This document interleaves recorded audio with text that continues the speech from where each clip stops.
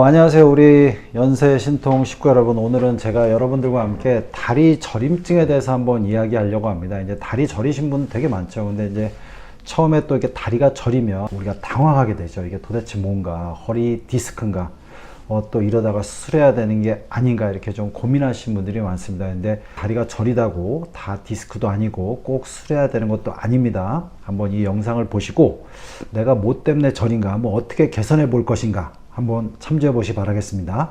연세신통 다리 저림증의 원인을 한번 쭉 짚어보고 특징적인 걸 한번 검토해 볼게요. 일단 첫 번째로 이제 흔히 말 그대로 이제 허리 디스크입니다. 허리 디스크. 우리가 이제 허리 디스크가 있으면 주로 이제 생기는 증상은 허리도 좀 아프지만 엉덩이 깊숙이 해서 다리 아래쪽으로 쭉 내려가면서 저려집니다. 근데 이제 보통 허리 디스크가 많이 생기는 게 4번하고 5번이죠. 그래서 4번 신경은 주로 다리 옆쪽, 즉 정강이 옆쪽으로 저려지는 게 많고 발등까지도 잘 가고, 예를 들어서 5번 신경이면 오금, 허벅지 뒤쪽에서 오금에서 종아리에서 발바닥 쪽으로 좀 저려질 수가 있습니다.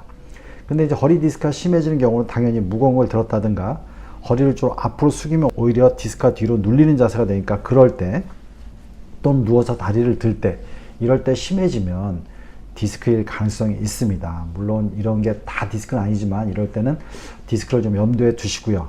이제 두 번째는 주로 이제 골반이 안 좋아지는 것 중에, 제가 골반 얘기를 많이 했지만 골반이 후방으로 빠지거나 그러면 이상근이 확 긴장하는 경우가 많습니다. 왜냐하면 그걸 이제 골반이 너무 불안정한 거를 보상하기 위해서 이상근, 골반 안에 있는 깊숙한 근육이고 그게 자골신경을 싸고 있죠. 거기가 수축을 하면 다리 쪽으로 또한 저려집니다. 그래서 이제 그걸 이상근 주근이라고 그러고, 그거는 이제 실질적으로 허리 디스크의 문제는 아니고 골반의 문제입니다. 그래서 주로 엉덩이가 많이 아프고 엉덩이가 뻐근하거나 엉덩이가 시큰시큰하면서 다리로 저려 내려가는 경우가 있죠. 그런 경우는 주로 오래 앉지 마시고, 그 다음에 이상근을 좀 폼롤러라든가 마사지볼로 좀 풀어주면서 이상근 스트레칭을 조금씩, 이상근 스트레칭도 너무 과하게 하시면 오히려 더 안 좋습니다. 그래서 이런 부분을 참조하셔야 될 것 같아요.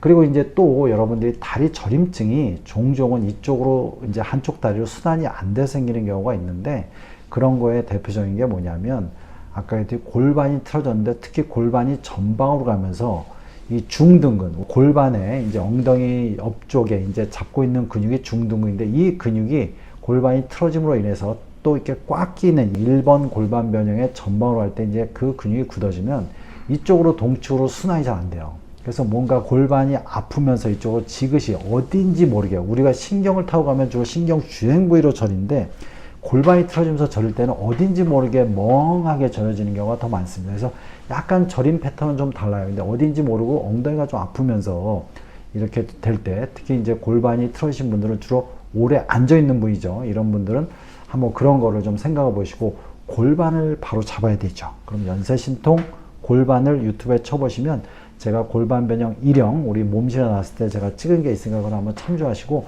자가적으로 풀 수 있고, 안 되면 오셔서 좀 치료를 하셔야 되겠죠. 마지막으로 하나 더 얘기하면 뭐냐면, 우리가 이제 어떤 경우 한 신경이 오른쪽 왼쪽 편축으로 신경 기능이 떨어지는 경우가 있어요. 그걸 우리가 대뇌 반구성이라고 그러고, 우리가 뇌 기능이 양쪽이 좀 안 맞은 경우, 이런 경우에 또 한쪽으로 뭔가 한 팔도 저리고 한 다리도 좀 저릴 수 있어요. 뭔가 한쪽으로 뭔가 되게 안 좋다 이렇게 느껴지는 경우죠. 한쪽 뇌 기능, 특히 소뇌 기능이 약해지는 건데, 그거는 이제 역으로 따지면 우리가 한쪽에 목이 안 좋거나 그러면 그쪽에 영향을 주는 소뇌가 지속적으로 자극을 못 받아서 다시 한번 그쪽으로 기능이 떨어지는 경우가 있어요. 이런 경우는 이제 척추가 미세하게 오래 틀려 있는 경우가 좀 이런 경우가 있고, 이런 사람들은 눈을 감거나 그러면 좀 많이 어지러운 경우가 있죠. 그래서 이렇게 편축으로 우리가 신경 기능이 떨어진 경우, 물론 풍은 아니지만 풍하고 비슷하게 우리가 한쪽 편마비죠. 편마비 이렇게 오는 것 같이 느껴져서 오히려 내가 풍이 아닌가 이렇게 걱정하시는 분이 있는데, 그런 것보다는 오히려 한쪽 뇌 기능이 좀 약한 경우입니다.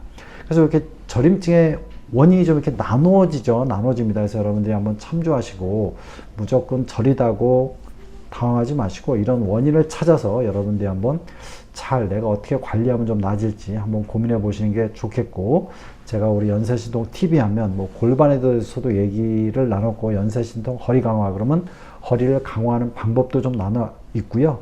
그 다음에 예전에 이제 뇌 자유신경 할 때 한쪽 자유신경이 약해져서 한쪽이 다 저린 경우도 한번 이야기한 적이 있습니다. 한번 다 검색하시면 나오니까 이런 걸 참조하셔서 여러분들이 이런 거에 잘 한번 관리를 하시고 잘 극복하시기 바라겠습니다. 힘드시면 병원에 꼭 오셔야 해서 검사받고 치료하셔야 되겠죠. 여러분들 건강을 바라면서 오늘 이야기를 마치도록 하겠습니다. 연세신통TV 여러분 구독해 주시고요. 여러 영상이 있습니다. 이렇게 참조해 주시기 바랍니다.